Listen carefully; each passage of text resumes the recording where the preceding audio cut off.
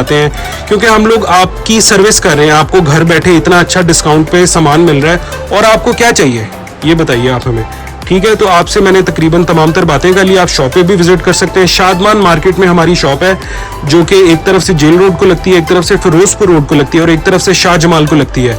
ठीक है जी, Shadman fabric market है, वहाँ पे हमारी शॉप है, वहाँ पे आप विजिट कर सकते हैं। इसके अलावा आप बेहतर ये है कि आप ऑनलाइन ऑर्डर कर लें, जिसमें आप व्हाट्सएप पे रब्ता करेंगे, आपको कीमत बताई जाएगी, कीमत बताने के बाद आप एडवांस पेमेंट करेंगे।